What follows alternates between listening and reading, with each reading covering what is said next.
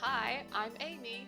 And I'm Annabelle, and welcome to Escaping Purgatory, a podcast where we rewatch Supernatural and talk about it in hope that we finally escape this show. Join us every week and leave comments on upcoming episodes, and we can escape Supernatural Purgatory together. Huzzah! This week, we are talking about Season 2, Episode 10, Hunted.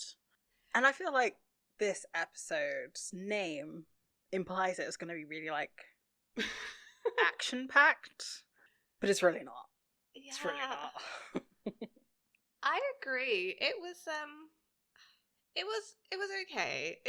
The thing is, they had to get to a certain plot point in this episode, and it felt like we were rushing there the whole time. Yeah, I think so too. It was a little anticlimactic, I think, or anticlimactic. Yeah, I agree. I think, considering where we left off last episode, the payoff wasn't necessarily there. Yeah, no, I agree with you on that one. Yeah, so the writer on this episode was Ryle Tucker, directed by Rachel Talalay, and it has a rating of 8.5, which I'm surprised about. I was thinking maybe this was around a 7, I'll be perfectly honest. Yeah, but I mean, at the same time, you have to look at those episodes which are rated at a 7. I don't think it's as bad as Bugs. Look, it's not. I do think Bugs gets a bad rap sometimes. Yeah, it definitely doesn't deserve 8.5. Yeah, I think they all trend pretty high because people who are leaving reviews on IMDb are going to be fans of the show that are leaving reviews on, surely. Otherwise, why would you spend your time? Yeah, for the most part. Unless it's, because I'm not sure how the review system or the rating system works in IMDb, because Rotten Tomatoes has the fan meter and then the professional critics. Yeah, so, I'm not sure IMDb works on that necessarily. I think so. I don't know, to come back to this episode after the hiatus. Mm-hmm. So it was really underwhelming. Even I think in the recap this week, we're kind of seeing where this episode was going. So they were talking about, then was all about the special children, about Sam and his abilities, about the demon, about John talking to the demon, about this. So it was obviously going to be a main plot episode here. Yeah. And then when we go into the now, we see a sort of a younger man in a therapist's office, and he's talking about, these abilities that he has, and obviously in the context of the recap, it's oh, okay, fine.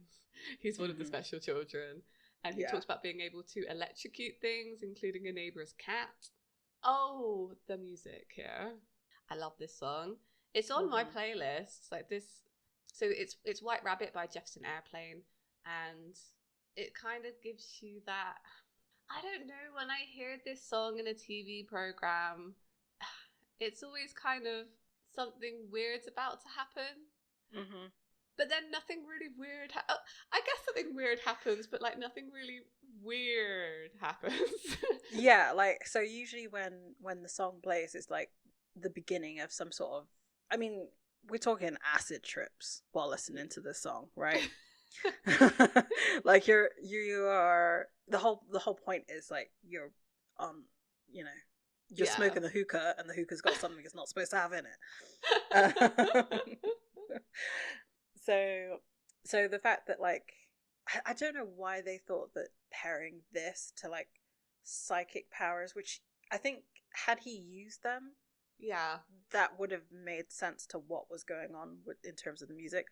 But it's a good song choice, so I'll listen to it all day, to be honest. Because he at this point he's referencing talking to the yellow-eyed man and how he wants him to hurt people, but he doesn't want to. Yeah. So, how does that really play into the song? It was a weird choice. Yeah, I agree with you, because, if you'd seen him kind of... It would have fit better if he'd kind of been by himself discovering his psychic powers or like being able to move stuff with his mind, rather than just describing that to somebody else. I think it was just a bit odd. He I do like the way he tests the therapist here, where he's like saying, I can electrocute people. Guy, obviously, the doctor obviously doesn't believe him. So he's like, well, do you want to shake my hand on it? Mm-hmm. He doesn't, which is quite telling. What could have been good is like, were there fish behind him in that office? It looks like it. Or am I just imagining that? I might have just been imagining it. I don't remember, but I know what you're talking about, because it was like that kind of fluorescent bulb lighting or colouring, but I can't tell you if it was actually fish. I was fully expecting him, if there were fish, to electrocute the fish to like prove his point, which maybe would have made a bit more sense with the song and everything being a little bit odd. I don't know. I'm clutching at straws. There definitely felt like sections of this episode where they had to cut it to make it fit. Oh yeah, this moves at a pace, this episode. Yeah, like so I'm wondering if there was something in there that was supposed to happen. Possibly. Yeah, I feel like this was heavily edited, this episode, I'll be honest, because they had so many plot points to fit. But I mean, you know, you're right though, he's saying that this yellow-eyed man is appearing to him in his dreams, telling him to do bad things, and that he has plans for him, etc. And then nothing really comes of that conversation. No. And you just see him kind of walking home, clearly being followed because they're doing the spooky I'm following you camera angles. And like the mist or fog that's like in the city at night kind of thing. And of course, you know, he's just walking along, gets to his car, and somebody comes up behind him and stabs him in the gut. Yeah. So one of the many tangents that I'm definitely going to be going on this episode, so I don't apologize. Basically, why wouldn't the demon bring the souls back of his like chosen children? That's a good one. Like, why? I guess the first question is, why is the demon not protecting them more? Yeah, and especially as they're coming into their powers, they're maybe a bit more vulnerable. I guess it's kind of trial by fire. They have a rate of attrition on these, because if they can't survive, then what good are they to hell? Maybe. Which could play into the reasons why they then wouldn't bring them back as, like, demons, for example. Right. Or do you think it's like a Winchester thing? Only the Winchesters can come back. And they're like companions. Oh. See, this storyline bothers me, okay? Because, like, the thing is, we find out that in the end, it's all about Sam. So, what's the point of the rest of them, almost? Yeah, I mean, like, it could also be that, like, yeah, it was all about Sam, but he, like, needs his support system. I say support system in quotation marks. You know, you have like operations of people, like a military sort of structure. I think before I was saying like they were partly to help his development, but then yeah, possibly could have been some kind of like lieutenants in the whole apocalypse deal. But yeah, it feels weird that they don't, like, once they're kind of dead, they don't really, there's no plan for them or anything. Another part of that is someone like Scott. I feel like the way he explained it was more of like an accident that he electrocuted the cat, rather than like he did it on purpose. So he's not really a bad person. So when he dies, does he go to hell because he has demon blood in him? Is that like a forsaken?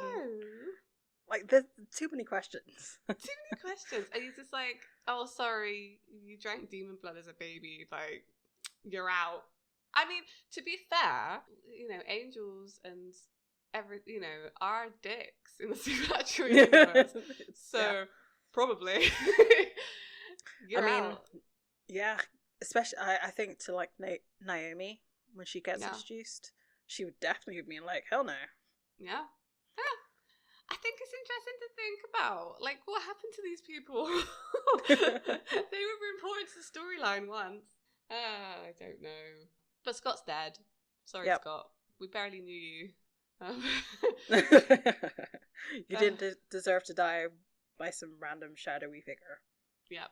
But you did. You did. So, title card. Yep. Big oopsie. Oh. I don't know if you noticed this. No. They didn't shoot this on the same day. No? They definitely came back and shot it. Yeah, because in that last episode, it's at sunset or sunrise. I can't remember which one, but it's clearly like the sun is shining brightly because we see the color of Dean's eyes. Now it's overcast and like middle of the day. Okay. So it's not shot all on the same day, which I think is kind of. So it's okay because obviously there's been a month difference as to when these two episodes air, but like.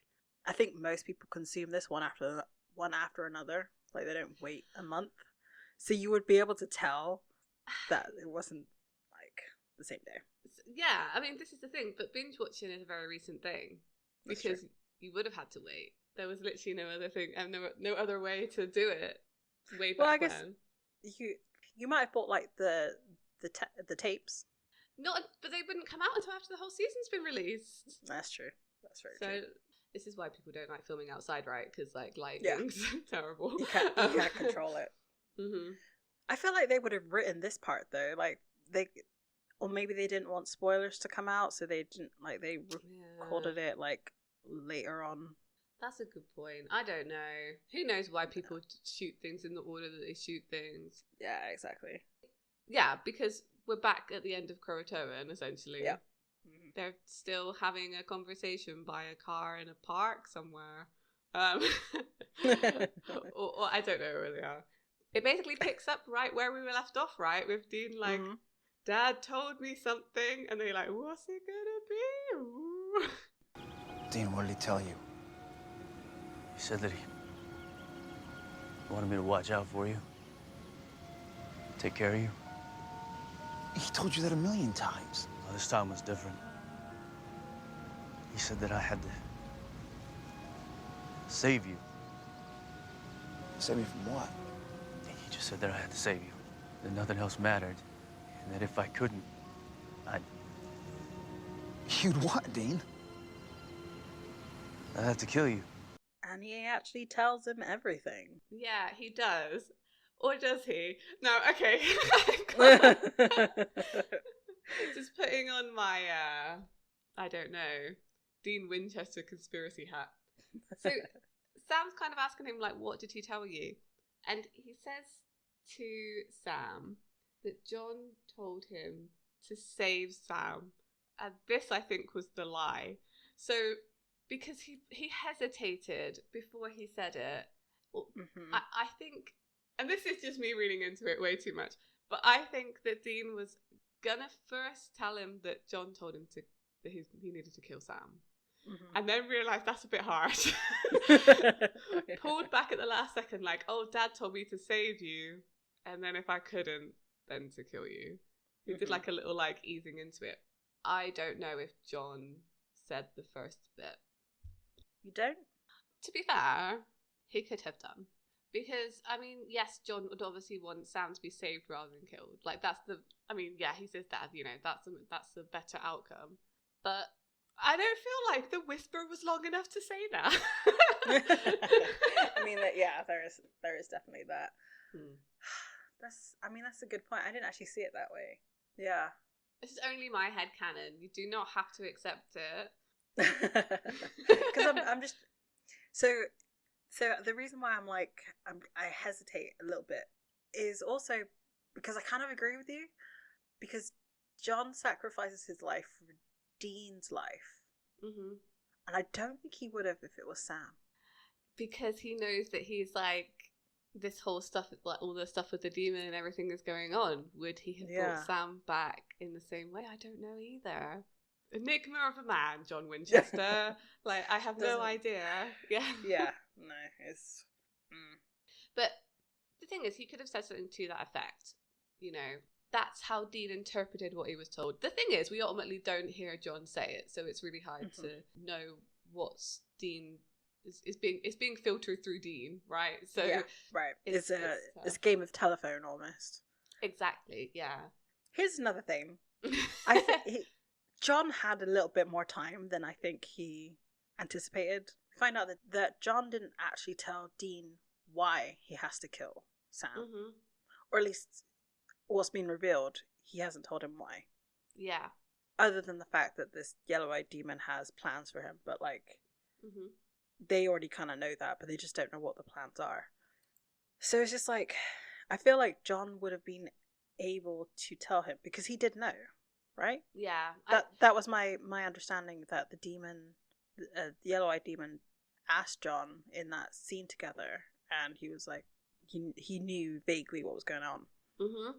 So this is it, because yes, Dean is coming clean here to Sam about what John said to him, but I don't know how much of that is the full truth, and if he's actually giving him all the details that John gave him. And I know I'm joking about, like, the whisper wasn't long enough, because obviously there seems to be some kind of other conversation there. There must have been. Mm-hmm. Must have been. So I still don't know if he's still holding something back. I think it's interesting. I mean, coming back to that, like, Dad told me to save you, I wonder if he gave more detail as to what that meant, rather than, like, maybe it wasn't, like, you have to prevent him from doing this in order to stop this from happening, or you have to kill him. Yes, that's a good point, yeah. So it wasn't just like, I have to save you, it's like, I have to do all of the other stuff to save you, or I have to kill you. Yeah, and I don't think necessarily Sam needs to know all of that. I agree with whatever it is he needs to stop him doing. Because I don't think Sam would want to know his, like, full plan, you know? The whole destiny shtick. Yeah, and I think also it's reinforced here that, like, you know, Dean doesn't believe in destiny. So a lot of his decision making is going to be based on that. But, I mean, Sam's reaction to this is pretty fair, to be honest. Yeah. That's quite a lot to have to try and absorb. What the hell is that supposed to mean? I don't know. I mean, he must have had some kind of reason for saying it, right? I mean, did he know the demon's plans for me? Am I supposed to go dark side or something? What else did he say, Dean? Nothing, that's it, I swear. How could you not have told me this? Because it was Dad and he begged me not to. Who cares? Take some responsibility for yourself, Dean. You had no right to keep this from me. You think I wanted this? Huh? I wish to God he'd never opened his mouth. That I wouldn't have to walk around with this screaming in my head all day. After being told that, you know, John didn't tell Dean anything, to be then told, actually, he told me something. And it's like, I have to kill my family. But at the same time, he also knows Dean. He knows that Dean is all about protecting his family. Yeah. Deep down to its core. Sam does come to that kind of conclusion, I guess, because he doesn't continue the argument. He doesn't, like, get right up into his face like he does John. So that's kind of, I guess, good. But this scene also highlights to me why Dean is such a compelling character. Okay.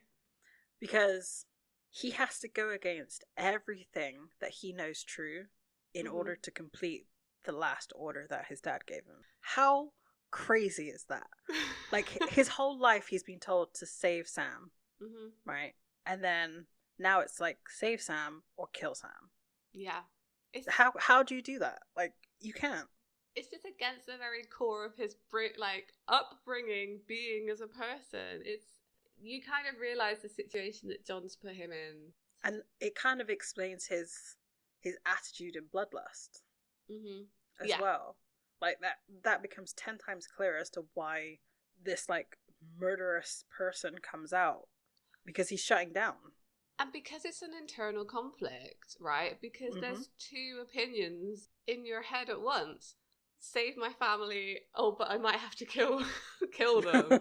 Like, two opposing ideologies that you have to try and fit in your head. So I think Bloodlust was Dean almost swinging between those two, like, am I going to be John or am I going to be Dean, almost? And I think even in this episode, there's something said to that effect.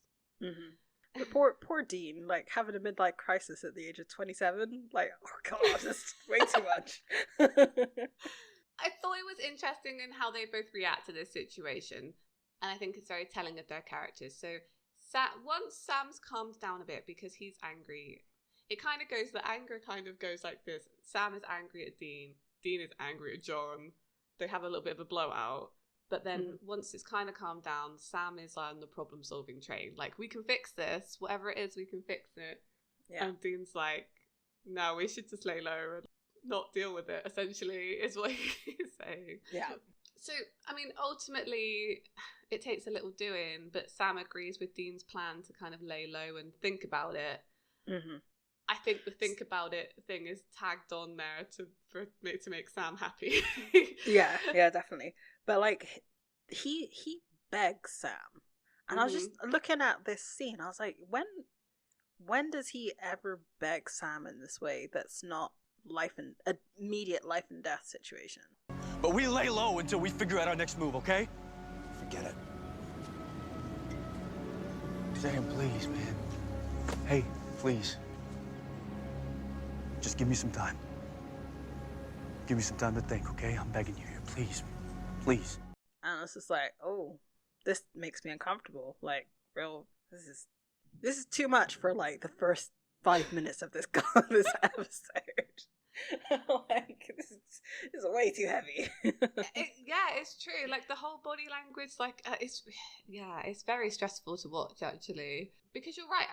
They don't often need to convince each other in this way, especially in later seasons. I feel like they understand each other a bit more. And although there are still clashes of opinion on what to do and they don't always agree on stuff, I don't feel like there's this kind of level of conflict. Mm-hmm. They never go back to this kind of aggression at each other. Yeah, definitely. Not really, no, not at all. The thing is, once they've had this argument and once, Sam does agree with the plan, with Dean's plan for now, we see Sam do a lot of things in very quick succession. And this was what I was talking about in this pacing of this episode.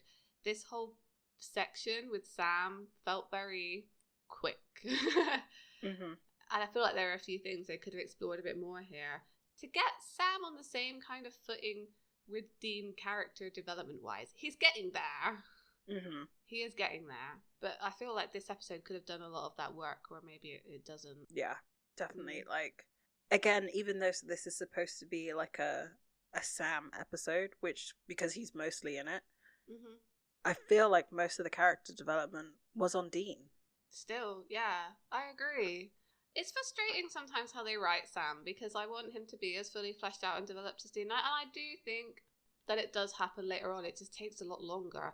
And I think it's because they stuck Sam in this narrative because the main plot kind of revolves around him. He can only react in certain ways to the plot that's, predestined. Yeah, exactly. Whereas Dean, we see he can be a bit more nuanced in his reactions to events that are going on because he's almost not, I mean, he is, but he's not on that destiny path. I for now, I don't know. Yeah. I'm spouting nonsense. Tell me if I'm making sense. You're making sense to me, but that's probably because we're on the same wavelength in terms of how we feel about this show for the most part. So, but yeah, no, I get where you're coming from. I think that's why I don't like this episode that much. Yeah. But at the same time, I don't know how they could have improved it. That's the thing. I think it could have been 2 episodes. I think, honestly, yeah. There are other episodes in this season that they could have cut out for definitely for a longer development on this. I think, yeah, definitely. And then we have this really bizarre jar in the storytelling because now we see Sam coming out of the side of a motel and he's got a piece of paper in his hand. It looks like there's an address on it. He arrives at that address and he's going through this abandoned house and we see him get exploded. And I was like, what? I had forgotten we see Sam explode. Full on CGI explosion. He gets engulfed in flame. I was trying to think. So we see Sam explode. We see Cass explode at some point. I was wondering if we ever see Dean explode. I think so. I think so too, but I can't remember when. Anyway, tell me which episode Dean explodes in. I think there is one. I don't think there is. This is a stupid tangent. Yeah. Let's get off it. Yeah, maybe not. I don't know. But we find out it's actually a woman's vision. Like, she sits up in bed, much like how Sam does from his visions. I thought that was kind of funny. And it got me thinking, like, have you ever woken up like that? Like, or, so, I don't think I've ever, like, sat up after I've been woken up. But, like, I've definitely woken up. I've woken up myself by screaming. Wow. It wasn't like a long scream. It was more like a yell. Yeah. But yeah, I've definitely done that. I think I may have done that also. So, fun fact for me, when I get ill and feverish, I tend to hallucinate, which has really like fun consequences of this exact kind of thing. So I have a very clear memory of waking up as a child when I was ill in bed and following a giant floating strawberry down the stairs.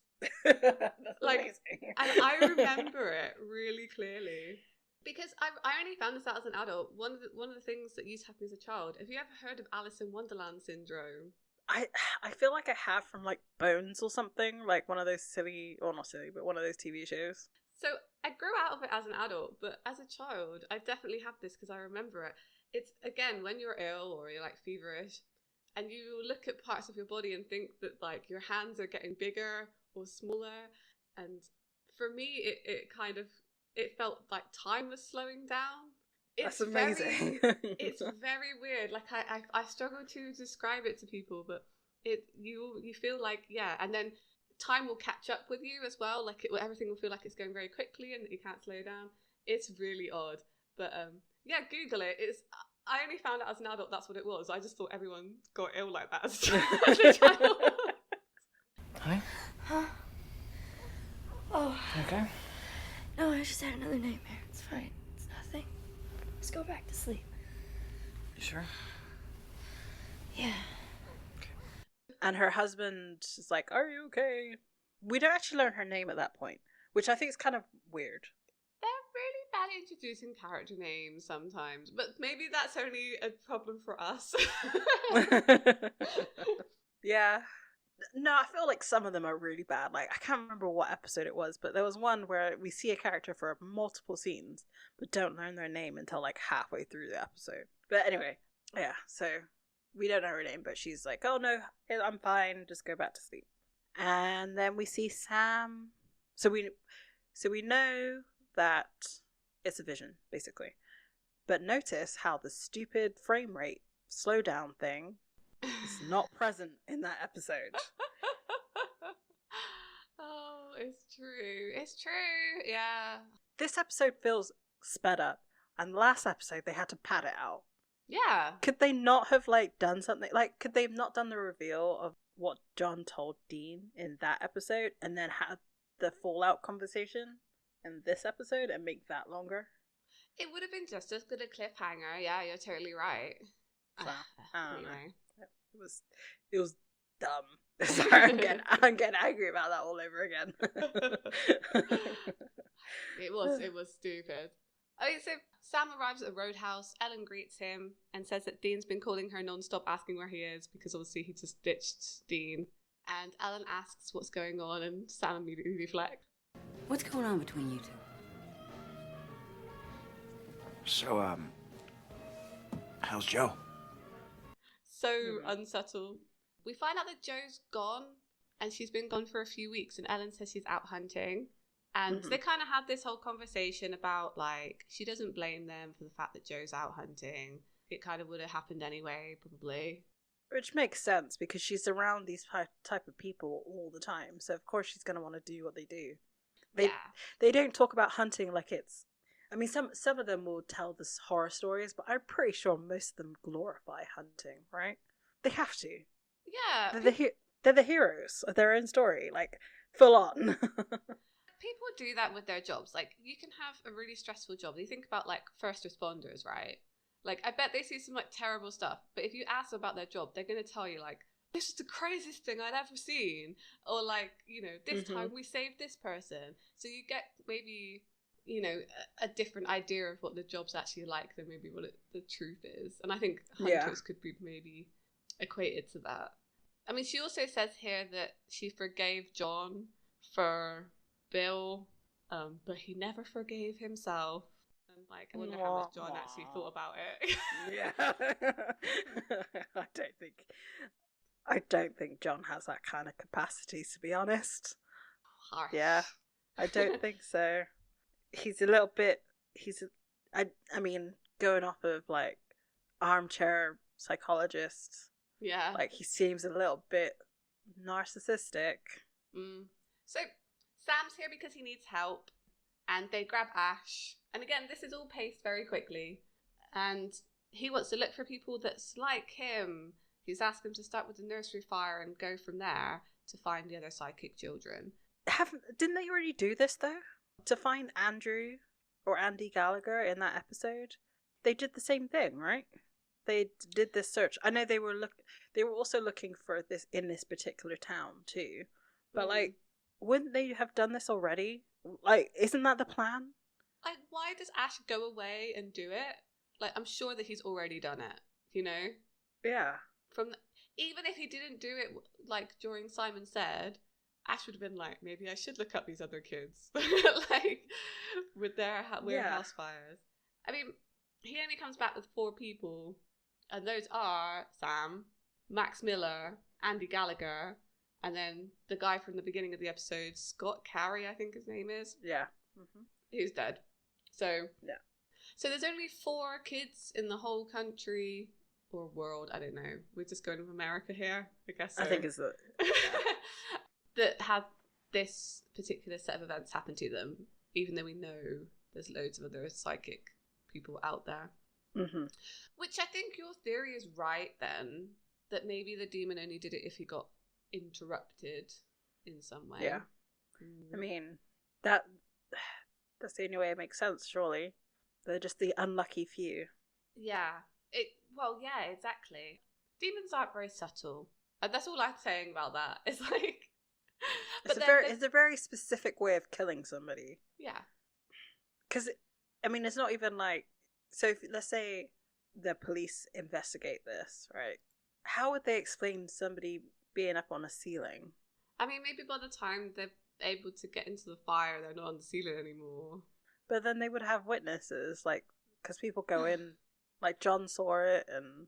Just, you know, oh no, bad things happened to you, so you must have been seeing things. Yeah. Anyway, yeah, I don't know. But there's loads of other psychic kids out there. And so, okay, we see Sam go to Scott's dad's house. I assume that's his dad. And his dad explains about his powers has suddenly manifested. Like, Sam's pretending to be an old school friend. And his dad's saying, well, he's changed recently. And then Sam goes up to his room, finds some pills and his therapist's name.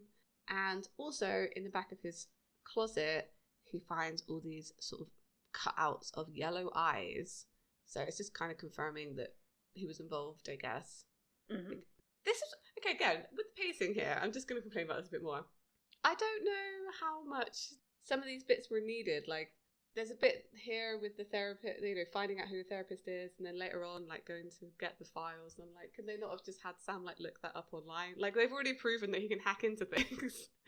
Yeah, no, it does. That whole scene really pointed out to me, like, how much you can really suspend your belief for certain things. Yeah. So, like, this whole, like, demon possession stuff, sure, understand that.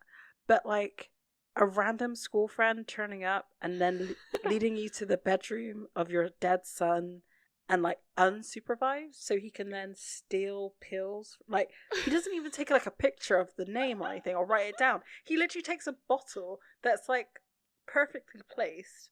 Yeah. So it's obvious that he would have taken it. Like, none of that scene made sense. Why would you let a stranger... The thing is, even if I knew somebody, right, if I knew exactly who they were and they were like a friend from someone's school, blah, blah, blah, I still would not leave them unsupervised in their room, I don't feel. Like, this yeah, I don't know. It's weird. But, yeah, anyway, it was... So another thing that kind of was pointed out to me in this episode was, like, Sam's willingness to get people to help him. Mm-hmm. Like, so immediately after leaving Dean, he goes to Ellen. And then he immediately goes to Ash. Dean doesn't have that same kind of forwardness, or like, he never really lets go of his self-reliance. No. Dean's very much like, Dean's quite comparable to Cass when he has a problem. When Cass has issues later on in the seasons, like, that he's trying to solve, he just like disappears. I feel like Dean does the same. Like, he doesn't like ask people for help at all. Whereas, like, if Sam has a problem that he's trying to solve, he's usually going and like reaching out to other people. You're right. And that, like, you know, he would go see, well, in this case, Ellen, but like I think about later seasons where he like goes sees Rowena or go see like Charlie, yeah. So it's just like some of this, again, some of this stuff could have really been pushed more to. I know they're still kind of establishing their characters, and this is definitely one of those standout moments. Because even in the beginning of the season, like first few episodes of the season, Sam was saying like, "Let's call Ellen. We need to get her on this." And Dean would be like, "No, it's our." Like, I think before they talk about like they reveal his psychic powers, which kind of gets addressed a little bit in this episode, kind of. But yeah, it's just, I think it's. I remember you saying in the very beginning you could have swapped Sam and Dean, and they would have been the same person. Yeah. But now we're starting to see them be people, but they just didn't do enough with Sam in some aspects. Yeah, I think you're right. And they definitely could have pushed it more in this episode specifically. So again, it's another tangent that got me thinking. So we know that the yellow-eyed demon is like seeing some or visiting some of the children.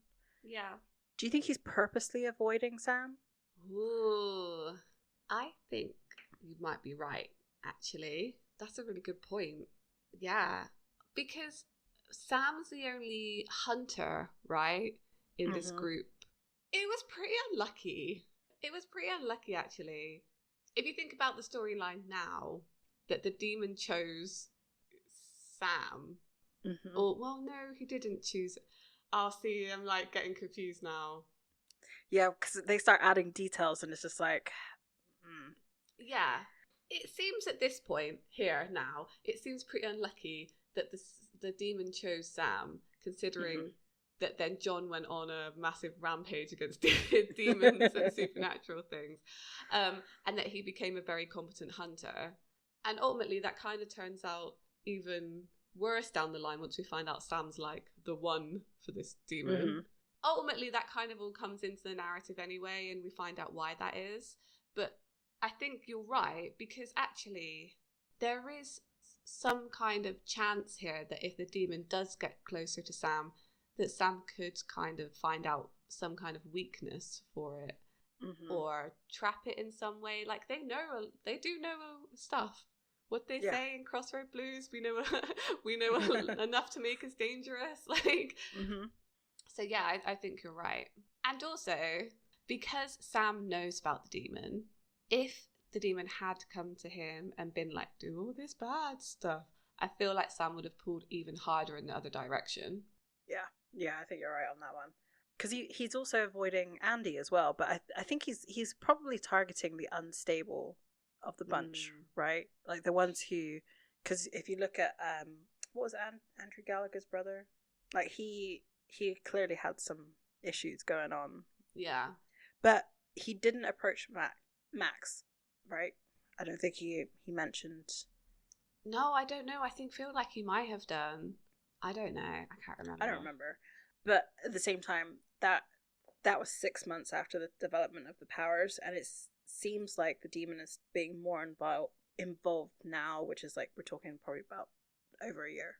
Right? Yeah, they've I said think like so. over a year ago I've started to have these headaches and stuff like that. So he's like being a guiding force now. So with Andy being like quite smart, pretty stable, and like happy with his life, he probably knows that he wouldn't listen to this voice saying, or this man in his dreams, like, go hurt people. That's a good point, and we knew he was into kind of like moral philosophy and things, so he probably would again like fight against it a bit harder. Sorry, I went on a massive, like, okay. 2 massive tangents back to back. But it's just like, there's just things that could have been explored. So we find Sam, he arrives at the Blue Rose Motel, And again, it looks like he's being followed. But it turns out it's the lady who had the vision. Her name is Ava, as we said. And I thought this was really funny. I really liked it. Like, it's just a role reversal of like, you're going to think I'm crazy, but I saw a vision of you and you died. And he's like, yeah, okay. Okay, look, I know how all this sounds, but I'm not insane and I'm not on drugs. Okay, I am normal. And this is way, way off the map for me. All right, just calm down, okay? What's your name? Ava. Ava? Ava Wilson. Ava, I'm Sam Winchester, all right? His immediate acceptance of it, like, completely throws her off. It's hilarious. I love it so much. Like, these are the bits where Sam's like really like his character does come through, where he's interacting with other people and is like, yeah, our life's weird, but like here's the facts. So Sam tells her about them being psychic. She then switches again and thinks he's crazy. Wait, no. I mean, you must be one of us. Sorry, one of who? One of the psychics, like me. Look, Ava, I have visions too, all right? So we're connected. Okay, so you're nuts. That's great. No, okay, look. Did your mother happen to die in a house fire? No, my mother lives in Palm Beach. So you don't fit the pattern either. He finds out from her that she's one of these psychics that they can't track because her mother didn't die. I think she said she's in Florida or something. I can't remember what she said she is. I immediately liked Ava. I think she's a great character. Yeah, me too. Yeah, she's like, she's a funnier version of Sarah. Yeah, she is funny. And like, she's a really nice compliment to Sam as well, because they're kind of just as awkward together. Yeah, it's great actually. But not like a cringy way, just like a, like they could be best friends kind of way. Yeah, I think so actually. Oh, I liked her a lot. She's very immediately up for things, which I really like in a character, where they're like, something weird has happened to me, but let's just go with it. He reveals that she saw Scott's death as well. Yes. Tangent number 50,072. Right. So we have said that when Sam gets a vision and he goes to interfere, it's usually detrimental, right? Yeah. He saves one person but kills another. Do you think Ava's vision is more protective of Sam because Sam is the one? Ooh. Yes. Because she saw Scott as well, actually. I'm maybe not even equating this to Sam, but maybe because she saw Scott as well. Feels like they're directed, actually, towards those two people. So almost, yeah, you're right, trying to protect them from what's going to happen. I mean, we were saying before, like, why doesn't the demon protect or, like, look after the kids? But yeah, you're right. This is a case of it. You know, someone's had a vision about them dying and is there to interfere. Whereas when Sam tries to interfere, it's to stop his demon children from doing bad things. Yeah, he's trying to stop the main plot. Why are you doing that, Sam? Yeah, I think you're right. Like, it seems very innocent here with Ava turning up and she's very preppy and very nice. But yeah, whenever they're involved together, I think, you know, like the psychic children are involved together in something, bad stuff happens. Yeah, definitely. So we see Dean and Ellen's ringing him and she tells him where Sam is. Now, this conversation was weird. Yes. And it was definitely the lighting that made it weird, as well as obviously the acting. But I just wanted to point it out here that this was a weird phone call. It's Ellen. Hey, have you heard from Sam? I have. But he made me promise not to tell you where he is. Come on, Ellen, please. Something bad could be going on here, and I swore I'd look after that kid. Now, Dean, they say you can't protect your loved ones forever. Well, I say screw that. What else is family for? So the only way this scene makes sense to me is that in terms of how the whole episode's edited, it didn't make sense for them to put it where it was supposed to be, which I think was supposed to be as soon as Sam left. As soon as Sam left the roadhouse, like he ran out, left his beer there, she turned around and called Dean and said, this is where he's going. See, I have a different theory. I think Ellen's being held hostage here. Now, hear me out. Okay. I don't know why this would matter. It's a weird phone call. And she talks to him about like how family matters and how you'll have to look after family. Mm-hmm. And the lighting here is exactly the same as when Dean reads Sam later. Mm-hmm. Like, it's exactly the same. And I feel like something weird happened here, because I would imagine that Gordon is there, but why would he care if Dean knows where Sam is? It also, so it would make more sense if I knew exactly where the roadhouse was, because it takes time to get to places. Yeah, and because I of know. what happens next, it doesn't, I'm not sure, like, I know, but it's weird. Like, okay, Yeah. if the phone call is weird and the way that it's lit is the same as when, fine, spoiler the episode. When Dean is being held hostage by Gordon, it's exactly the same, like, tone of voice, lighting, and I don't know if it's intentional or not, and I can't remember if this comes up again in later episodes. So let's just put a pin in it there and say, maybe this will be revealed later and Amy's remembering something, or maybe this is just me being super weird. It's never brought up again, but I don't know if we're supposed to suspect Ellen in that she told Gordon where to find Sam. I don't know if we're supposed to suspect that, because I don't know why, that the way that this was shot made me suspect Ellen. Yeah, and like her explanation at the end of the episode, because Dean does confront her about it. Yeah. It feels very short. Like, it's not really like, she's not all that convincing in my opinion. I just wonder if they were planning another storyline of Ellen like betraying them at some point and then just dropped it, but it was kind of like built up here a little bit. I don't know. All I know, again, I say it, that phone call was weird. Anyway, Yes. I'm gonna drop it. So Ava and Sam have a conversation. She's like, well, I'm out. Like, I did what I said I was gonna do. You can, I'm trying to save you, now I'm gonna go. Which is, I mean, it makes sense. Like, you told Sam your vision was, he accepted it, end of story. But, of course, Sam doesn't let it go. He's like, but don't you want to know why? Come here, don't you want to know why this is happening to you? I love that. And, of course, it was like, of course you want to know why. Like, this is such a weird thing to happen to you, so especially so late in your life. And so, of course, she's like, okay, yeah, I'll help you. So this scene is what you were talking about earlier. Like, she's now in the doctor's office, and Sam's outside the window. I don't understand what any of that was supposed to be about. It was funny, but he knows how to lockpick. He knows how to get into these places.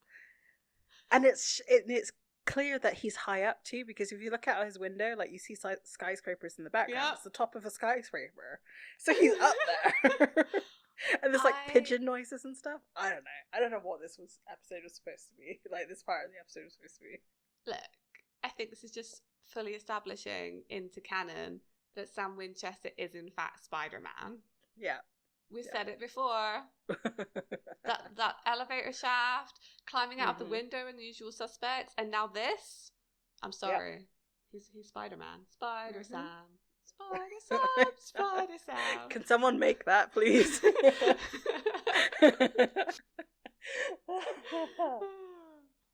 And all of that to get, like, Scott's file and, like, a recording of his last session. And, like, I don't think it told them anything that Ava didn't already tell Sam from her vision. Apart from maybe the electrocuting thing, which wasn't relevant, really. I felt there was one thing, and I can't remember what it was.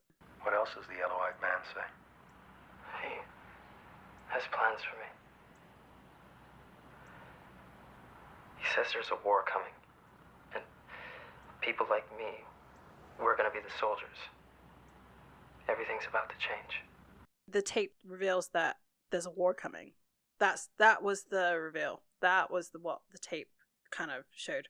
They're listening to the tape, and Dean arrives and looks through the window and sees Sam through the window and, like, assumes he's hooking up with this Ava girl. Yeah, I love that line. That's so good. Oh, you're better than okay. Sam, you sly dog. Yeah, Dean's watching them outside the window being a creeper, and we see Sam and Ava again, like listening to the tape, and suddenly the window gets shot in. So they sort of like run for cover, and the camera goes, and we see that it is Gordon, waiting on the roof with a fancy rifle. Oh my god, I love this scene so much. This lives in my head. Like, I love it so much. So we see Gordon, and he's on the roof, and he's lining up. It's very typical. He's lining Sam up in his crosshairs, and then Dean runs up, shouts Gordon, and like kicks him in the face.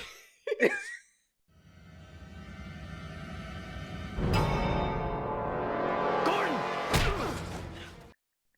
But it's like a weird shuffle. It's so funny. It's not like a graceful like movement then kick. It's like, oh, I need to get to this spot and kick. Yeah, it's great. I love it. It's such an awkward move. Yeah, it's great. They have a little tussle. So at one point, Dean's like punching Gordon in the face, and then like Gordon gets the better of him and knocks Dean out. So, when I was watching that, I was like, someone's going to fall off the roof. Someone's going to fall off the roof. No one's falling off the roof. Okay. Disappointing. I don't know. Yeah, a little bit. So, like Sam and Ava obviously find out the location where Gordon was at because, you know, Sam's smart, and he kind of, there's no one there, but he finds a bullet casing or something, and he's like, "Oh, it's this type of gun," and he must have used a suppressor. And Ava's like, "What is going on? Like, who are you?" Yeah, I think the line is like, "Dude, who are you?" These are 223 caliber. Subsonic grounds. The guy must have put a suppressor on the rifle. Dude, who are you? I just watch a lot of TJ Hooker. Again, like, this is a female writer, so it kind of makes sense. But, like, these are very sensible questions. Yeah. Right? Like, Yeah. you would definitely be like, what the hell? Who the hell are you? And the way he explains it away is so, like, you can tell he's lying. It's like, I watch a lot of TV, basically, as the excuse. Yeah. And it's like, you could have said that you were in the military or something. Like, there's other explanations. Just telling you're a spy. Like, at this point, like, so much weird stuff's happened. You've told her about psychics. Like, to say you're an FBI agent, like, yeah, I'm Scully, because we've re-established that. Yeah. Yeah, I liked it. I liked when Sam gets flustered. I think it's really funny. Especially when, like, people point out, like, really obvious things to him that he doesn't maybe think is weird anymore. Yeah, like we've seen in The Usual Suspect, and I think in the last episode too. Yeah, I love that. And again, here we see, you know, even though Sam is clearly on a mission to do what he wants, he realizes that he needs to call for help, so he calls Dean. And surprise, surprise, Dean's tied to a chair. I mean, obviously. I wonder how many times they've been tied to a chair.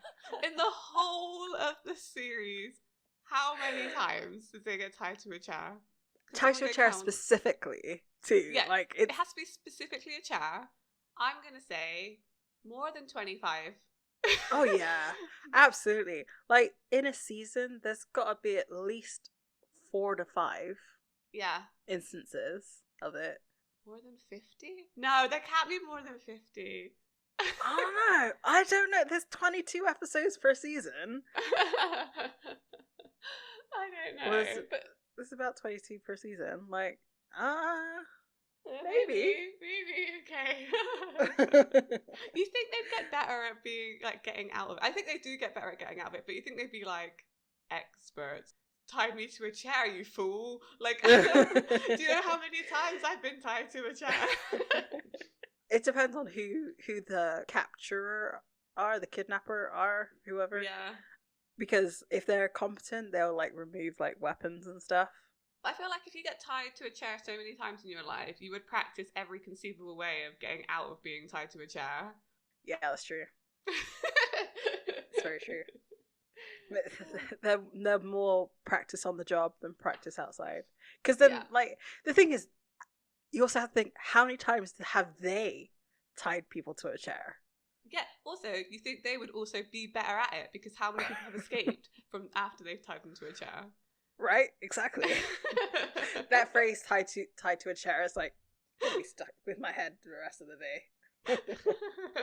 It's gonna lose its meaning. And even though Gordon says it's not for revenge, it totally is for revenge. It totally is. Dean manages to tip off Sam through the phone call. Hello? Dean. Sam, I've been looking for you. Yeah, look, I'm in Indiana. Lafayette. I know. You do? Yeah, I talked to Ellen. Just got here myself. It's a real funky town. You ditched me, Sammy. Yeah, I'm sorry. Look, right now there's someone after me. What? Who? I don't know, that's what we need to find out. Where are you? Staying at 5637 Monroe Street. Why don't you meet me here? Yeah, sure. I knew there was a code word in there. I didn't remember that it was Funky Town. I was Yeah, looking for Poughkeepsie, but it wasn't this one. I'm looking forward to when that comes up.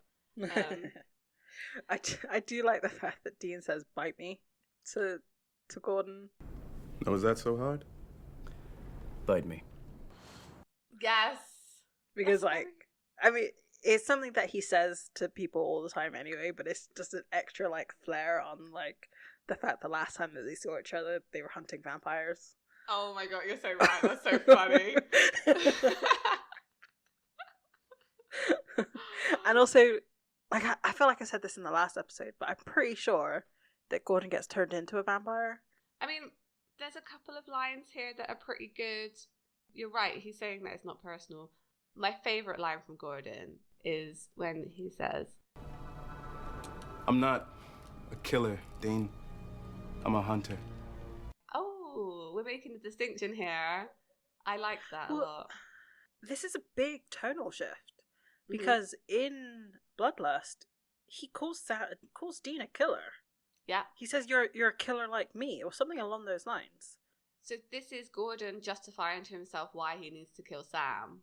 And he's probably had to go through that since he found out like who he is and what's going on with him. Because there must have been some moral dilemma in Gordon before he went on this hunting the psychic kids. I don't think so. Well, no, I don't think so. Because he killed his sister. That's true. That's true, actually. So I guess when you're as goal orientated as Gordon is, you'll say whatever you can to yourself to justify that you're the good guy. His methods are not good guy-ish at all, but he kind of is. There's something about how this next section is written that like Gordon's really not the bad guy. And actually, he's right. He is doing his job as a hunter here, almost. Because, all right, okay, let's just go with it while we're here. If Gordon had killed Sam, I mean... Right? Right? Yeah, I mean, he would have stopped a lot of bad stuff from happening. Exactly. Yeah. Gordon knows that Sam's a monster. We're now back with Ava and Sam. He sends Ava home. You've done your part. I no longer need you. Goodbye. Which, I mean, after being shot at, I don't think you would put a lot of argument against going home. No, I don't think so. She kind of does, though. She's like, but, you know, you're going to the trap that I told you about. He's like, well, I know about the trap now, so I'm not going to get caught in it. It's basically...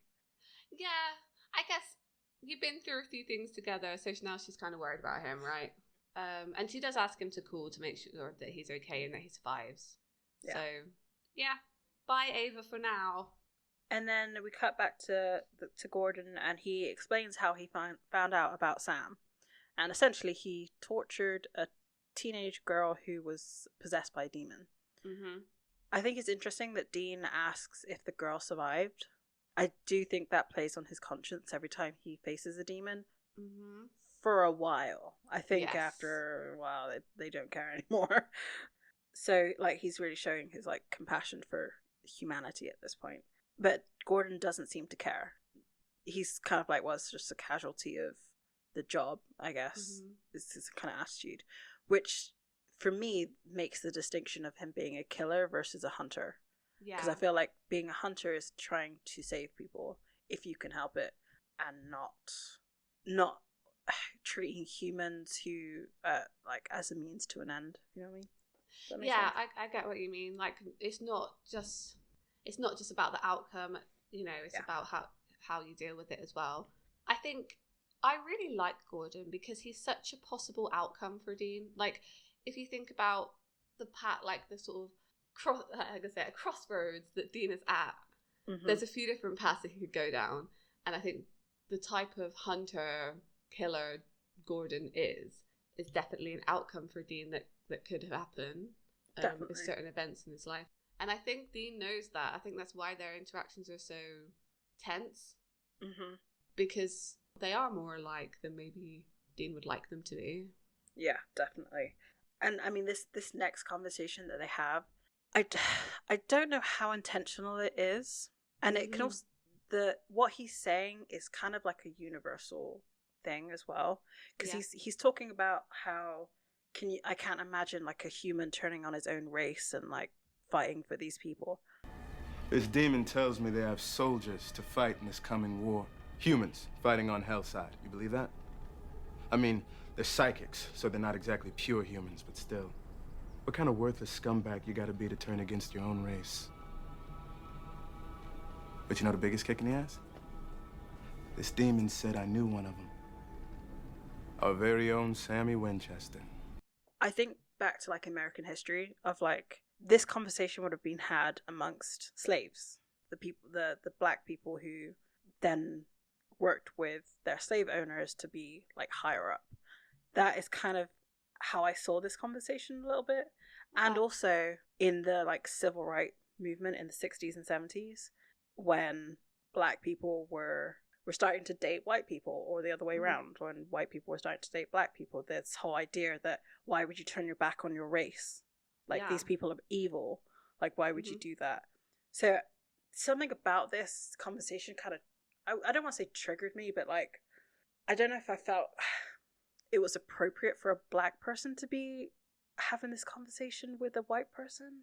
But like, I know I'm bringing in like 2021 mindset to a early 2000s show. So this, even though this kind of tension was still in like the media and everything, I don't feel like it had such a, people were aware of it but weren't taking action, whereas now I feel like there's a lot more action involved. Like, people are more aware and like sensitive to these kind of conversations that are being had.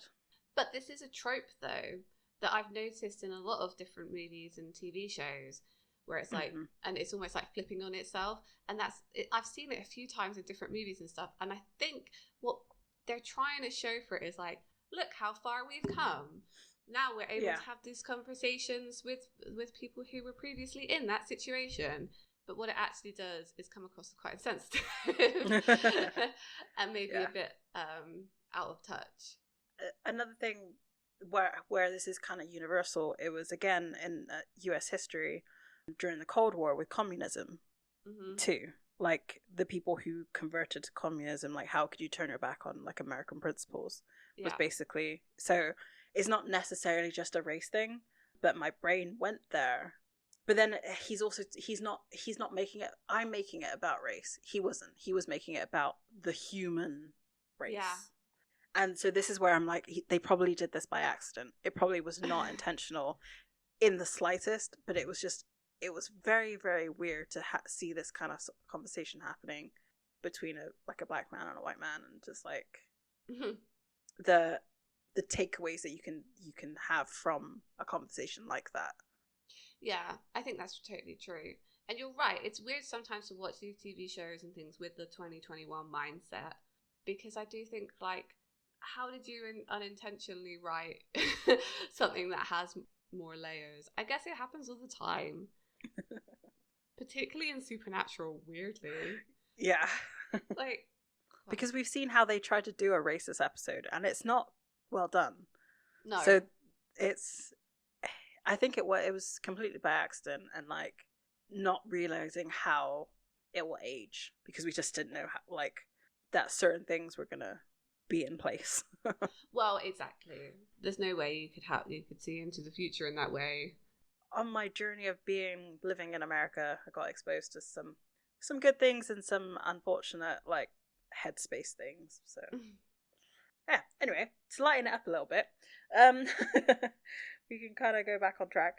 So Gordon actually reveals that he knows everything. He knows about the coming war and all of the stuff that they've been struggling to find out since the beginning of this season. He found out super quick.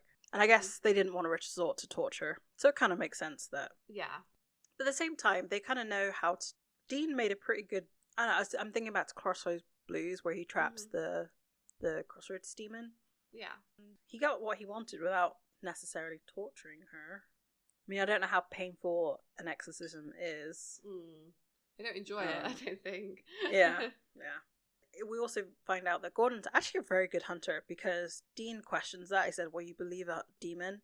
And he says, actually, I've verified through other people that Sam has these psychic abilities.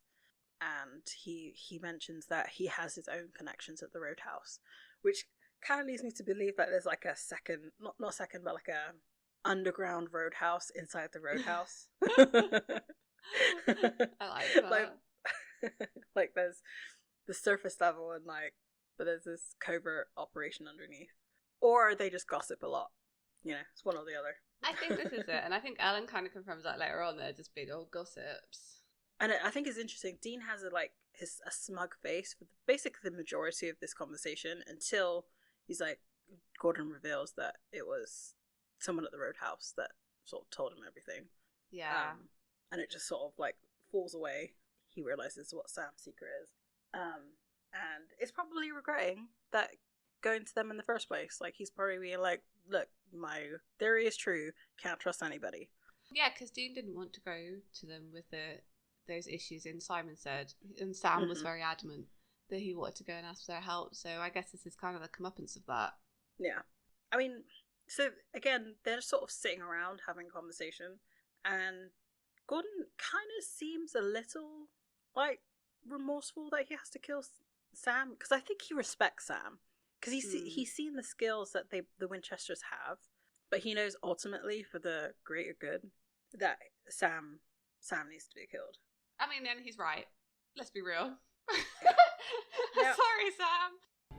They're all gonna be killers, Dean. We gotta take them all out. And that means Sammy, too. Is Gordon an anti-hero or just an antagonist? I don't know. I feel like Gordon I feel like anti-hero maybe fits him more. Because the things he said, I mean, first of all, he equates Sam to Hitler, which is just weird. Yeah, I know. That never works. Don't do that. It's I don't think that argument works, and I feel like it doesn't work on Dean for this reason. Is that, see, there are parallels here though. Okay, let's talk about it. So Gordon says, if you know you had someone traveling with you who eventually was going to become evil and destroy the world, would you not kill them to save it? Right? And Dean doesn't agree. Now, and this is parallel, they bring this up in those episodes. But if you think about Dean's relationship with Jack later on, he really doesn't equate what happens here with Sam to that situation in a good, Sam even brings it up, during those episodes, look, you gave me a chance, you didn't think that I was going to become a monster. Why are you looking at Jack this way? And I think when we get to those episodes, obviously we can talk about that more. But I think the parallels in these episodes, where you're thinking about how much he's protecting Sam and how much he's convinced that he's going to be good, is really interesting when you look at what happens with Jack later on. Definitely. And you would think with Jack there would be more leniency. Yeah. Because he has been raised by good people. He hasn't been raised, and same with Sam. Yes, John is an idiot, but he didn't raise Sam. Dean did. Yeah. And again, the argument doesn't work. If you have someone who's, you think's going to become evil in the end, would you kill them, or would you maybe try to change them? Right. And I think Dean's always lead towards the changing them, as has Sam. I don't think there's that's why some of the stuff was I do get it, it's more complicated than what I'm saying here, but some of the stuff with Jack didn't always sit quite right with me in those seasons, because I was like, well, Dean's been through this before. But there are extenuating circumstances to that as well, which we won't go into now. We also find out that Gordon's going to double booby trap the place that they're in, the abandoned house. Like, they are all really accomplished hunters. It's kind of crazy, but they are. Because he kind of predicts how Sam's going to approach the house, which is exactly how Sam approaches the house. It's true. There's something else. So as he kind of is anticipating Sam arriving, he gags Dean. And what Gordon says here is just like awful. But here's the thing. It would have wrecked him. But your dad, if it really came right down to it, he would have had the stones to do the right thing here. So you're telling me you're not the man he is? I wrote here, Gordon has pegged the Winchester family, like, completely. Yeah. He knows exactly what they're like. Because I said this in the beginning, I do believe that John would have killed Sam. I think so too. I think, again, like I was saying, like, I don't think yet. But there would have been a point where he definitely would have done. Which I think makes John a complete coward. Yeah. Because he passed on his, like, irrational fear that his son might, you know, destroy the world, and gave it to his other son. Like, I mean, this is it, isn't it? Like, the burden of that is insane, and it's the worst. Is it the worst thing that John Winchester's ever done? I want to say that it is. Maybe. I think so. That and the flashback, you know, the first time he tells Dean to protect Sam by killing the monster. That, I mean, that's obviously the catalyst, so that's usually, like, going to be the worst. But his dying act is probably the worst. It has to be. Yeah. Which that redemption, he doesn't deserve it. Doesn't deserve it. We see Sam arrive at the house, and events are playing out as it was in the vision at the beginning of the episode. He sees Dean through the window, like, tied up in gags and like, and we see him pick the lock on the back door, and then it goes back to Gordon and Dean as we hear an explosion. And then Gordon's like, wait for it. And there's a second one. And Dean's distraught face is like, killed me. It killed me. Oh my god. Like, and he's faced away from the explosion too. Yeah. Oh my god. It would be absolutely devastating. Gordon goes to check the traps to make sure that, like, it's done what it's supposed to do. He sees, like, shoes by the explosions. And Gordon makes a joke here. So Sam, like, comes up behind him, points a gun to the back of his head. Yeah. And he makes a joke. I can't remember exactly what the joke was. Shouldn't take your shoes off around here.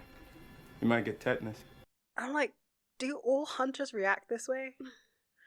Like, it's snarky, like. I mean, I guess they don't want to show fear, so they show, like, amusement instead. But, like, I think they just all watch too many action movies. I think so.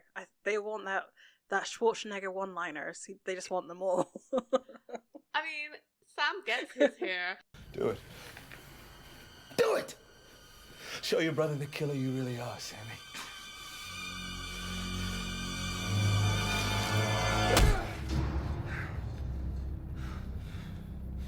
It's Sam.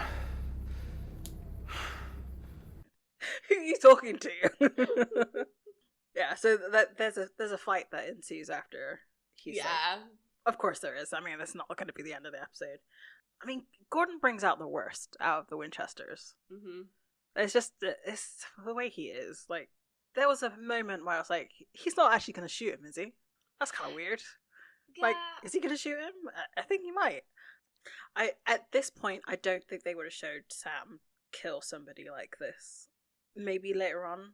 But the thing that got me thinking is that they know Gordon has a reputation for being very persistent. The vampires said it in Bloodlust. Like, he's the person who will just hunt them across.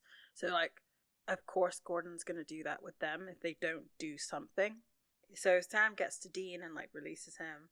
after he unties Dean, like, I just love this little moment. Dean looks at Sam and, like, takes in his face and see where he was fighting with Gordon, like, his face is bloodied. And, like, he goes to storm off to, like, I don't know, protect his little brother or something, like, he hit you in the face, like, kind of thing. And I don't know, I just loved that a little bit. It was really great. Yeah. And Sam says something along the lines of, like, oh, it's sorted, like, it's handled. Son of a... Dean, no. I let him live once. I'm not making the same mistake twice. Trust me. Gordon's taken care of. So, do you think that Dean thought Sam had killed Gordon, or do you... Sam says, like, oh, I took care of it, and then, like, Dean doesn't go check on Gordon. So do you think Dean thought that Sam had just killed him somehow? I don't know if maybe killed, but, like, made it difficult for him to escape? Yeah. What Gordon's been saying the whole time, isn't it? Like, oh, he's a bad guy, like, Sam's terrible, he's going to be a monster, and Dean doesn't believe that. So I guess when he comes out and says he's taking care of Gordon, there's no expression on Dean's face that thinks he could have killed someone. Like, it just seems like out of the realm of possibility for Dean. And also, like, there was no gunshot. That's true. So there's that.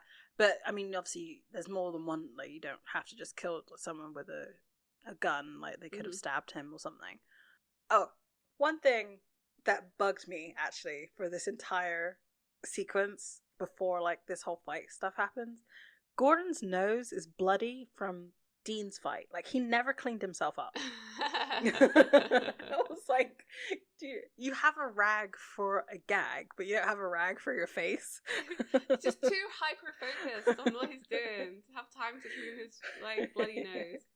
Yeah, and then Gordon comes out dual-wielding guns, which is amazing. Like, why hasn't this happened so far? Like, with any of them? And he's just... Gordon is amazing, yet terrifying, yet horrible. I don't know. I feel like they missed a chance to, like, make him more. If they could have converted him to an ally. Yeah, that would have been great. Yeah. Like, they would have had a really strong ally.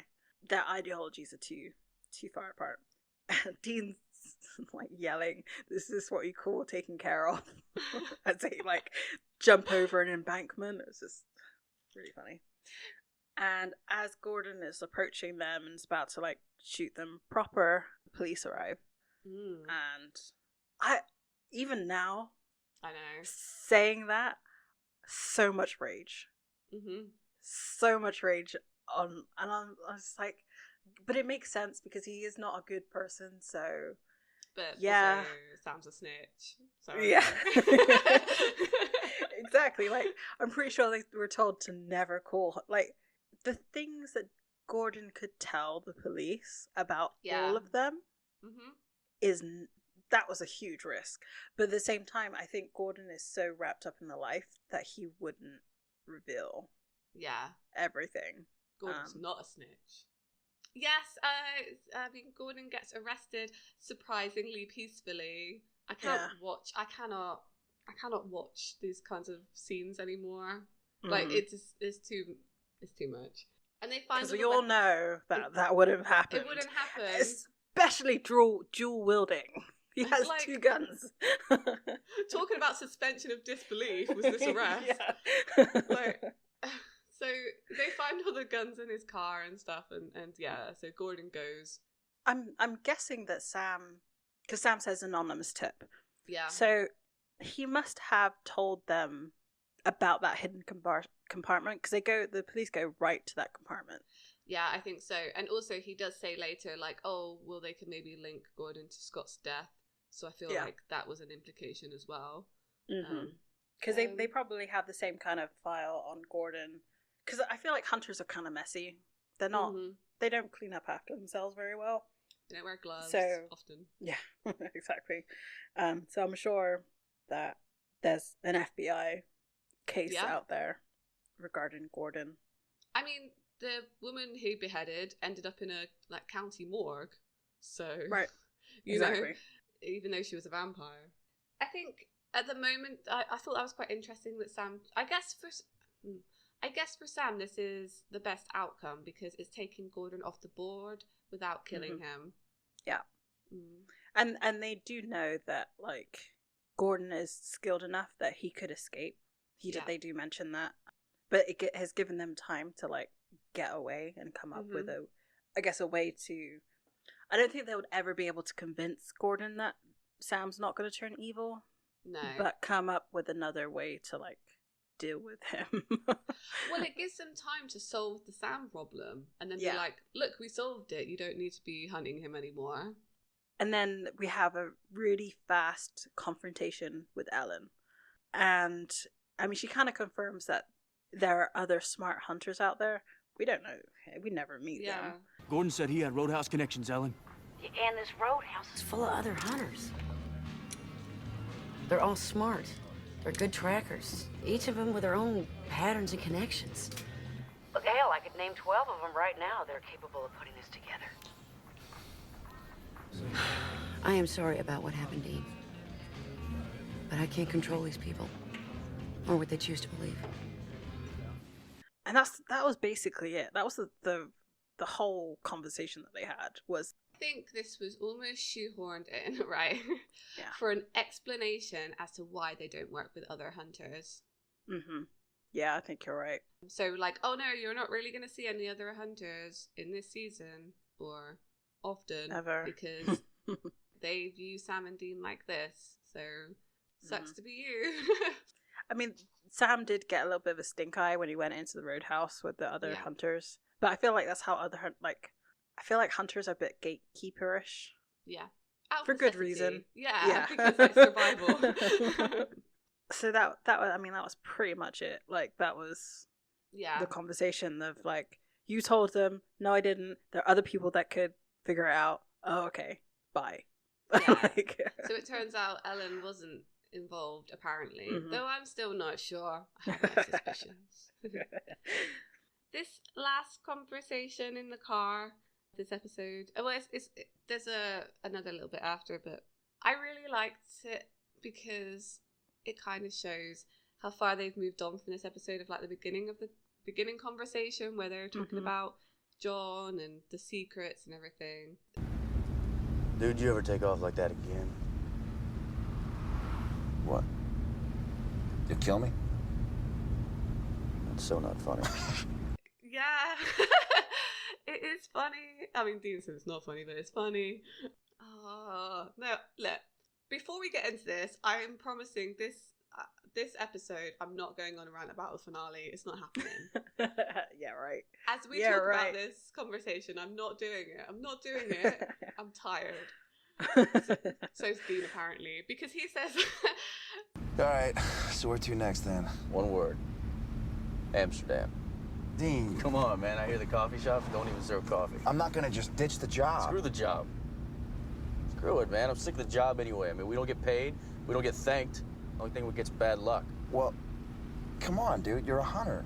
I mean, it's what you were meant to do. I wasn't meant to do anything. I don't believe in that destiny crap. You mean you don't believe in my destiny? Because he wants to go smoke some weed, I guess. Like, that's the implication. Yeah, he wants to go to a coffee shop that doesn't sell coffee. There you go. And then he's basically saying, like, I don't want to be a hunter anymore. Like, this job is terrible. There's no pay. No one thanks you. Like, why are we doing this? It's like, you know. All the things we've questioned before. Yeah. You know, Sam kind of says, like, you know, you're a hunter. That's who you are. Dean says, like, I don't believe in destiny. Mm-hmm. And Sam follows up with, you know, not my destiny. So, yes, Sam's right. Dean can't afford to believe in destiny, because if he does, then everything is already laid out, and Sam isn't going to be a monster and take part in this horrible war, and they can't change anything. But if Dean doesn't believe that there's, like, destiny exists, then they're able to stop it. Right. They can express their free will, as it were. I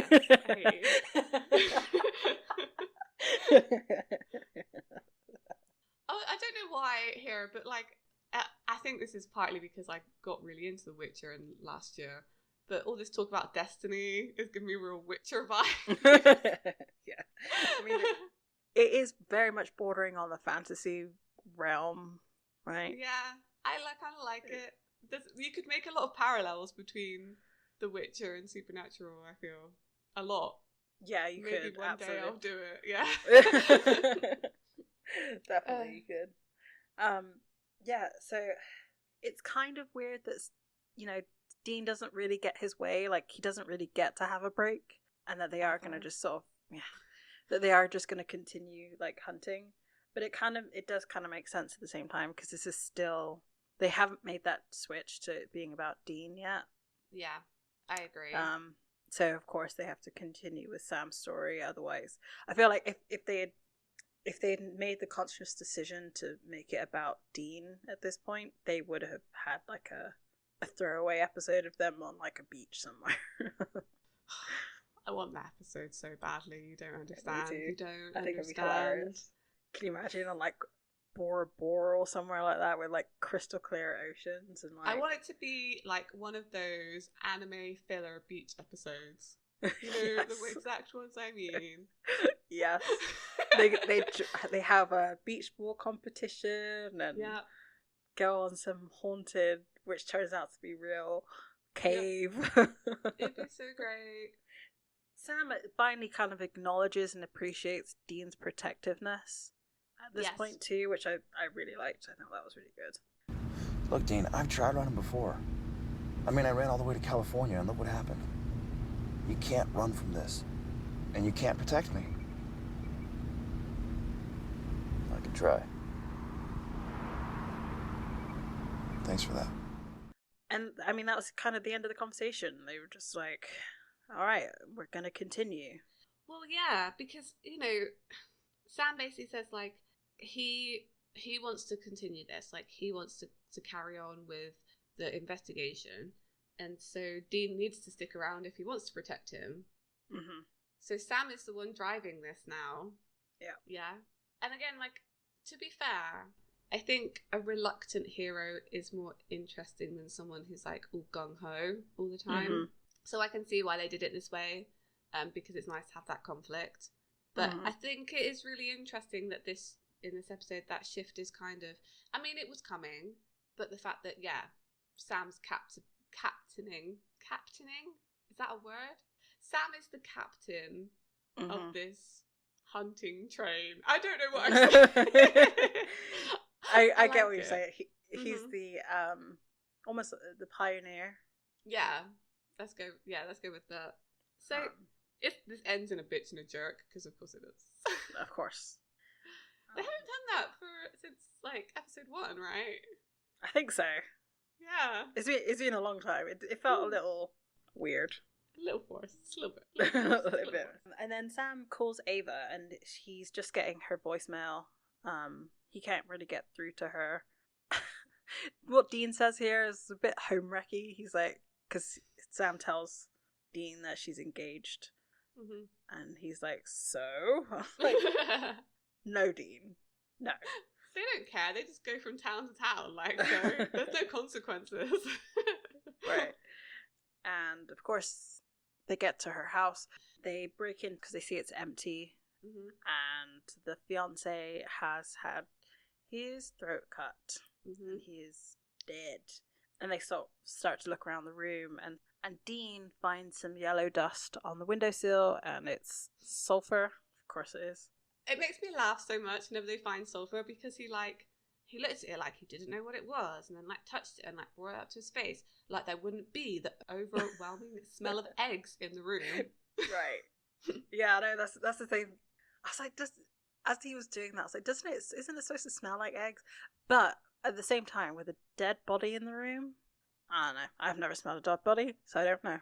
And I hope I never do. I feel like he would smell the sulfur. Just saying. Mm-hmm. Sam finds Ava's engagement ring on the floor. Yes. Ending. End card. Yeah, so she's gone. Like, where's she gone? Where's she going? Where's she been? What happened to... Is some of this Ava's blood? What's going on? Who knows? We do, but we're not going to tell you. Totally true. Though I think I did. It's fine. Like... Yeah. This episode was a setup episode, like it needed to be in there. Again, I think it should have been 2 episodes. They could have cut another one from the season, maybe. I don't know, though. Maybe it would have only been an episode and a half. Maybe that's why. But, like, Yeah, I like it. I like that Gordon was back. You're right. He's an amazing character, and they should have done more with him. Yeah, for sure. Like that could have been so interesting. Because I feel like they actually could have eventually brought him over to their side once they realised who the actual big bad is. Mm-hmm. I feel like Gordon would have totally been on board and been like, yeah, kicking ass, taking names. He could have been another branch of the Men of Letters. How amazing would that have been? It would be pretty cool. Though I don't know if he plays well with others. I don't know. I feel like... Alright, we'll talk about this at some point as well. I feel like the Men of Letters is very white, yeah? Yeah. Would it not have been real cool if they'd had, like... Because they often refer to, like, hoodoo and stuff in these episodes and things. Mm-hmm. Could they not have had, like, an alt branch of the Men of Letters who, like, didn't have all their funding and everything? Who were more, like, underground and, like, mostly, like, people of colour. Like, I think that could have been real cool. And then they all think that Men of Letters are, like, idiots. Mm-hmm. They're like, why are they doing everything so complicated when you can literally just do it like this? Like, I think that would have been really good. Anyway, yeah. It would have been. There you go. Write up a script, send it to Jensen, or send it to Chaos Machine. Oh, I used to do that. Get that done. I mean, because it would be nice to kind of explore some of the other... Because we've seen a lot of European mythology. Yeah. We're not seeing so much African and, like, South American. Mm-hmm. Or even, we had a little bit of... We had, like, Southeast Asia with the Tulpa. Yeah. I mean, they didn't do... saying that, like, even, like, Eastern Europe, they didn't do Baba Yaga until season 15. Like, that's crazy to me. That's true. So, yeah, that was this week's episode. There were good elements, like, you know, our appreciation for Gordon, even though he is not necessarily a good guy. Yeah. He had the potential to be a good guy. Next week, we're going to be talking about playthings, which is kind of a fun one. Creepy dolls. Creepy dolls. So I'm going to say that's creepy dolls. Oh, yeah. And it looks so on IMDb, the picture that's used looks like a behind the scenes picture because it's like Jensen with a giant like DSLR. I'm like, well, it's not in the. They don't have the money for that kind of equipment. Thanks again to our good friend, the Pixel Agora, who designed our cover art and logos. You can find that in our store in Redbubble. It looks really good on a cushion. That's all I'm saying. If you want some cushion for the pushing, you should... What? You should go check that out.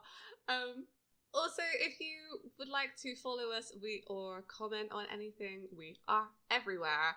Tumblr, Instagram, YouTube, Twitter, Facebook. All the links are in the description. So come and talk to us because it's fun. Definitely. All right. So this week we met an old foe on our journey. We called the Purgatory Police because we're snitches.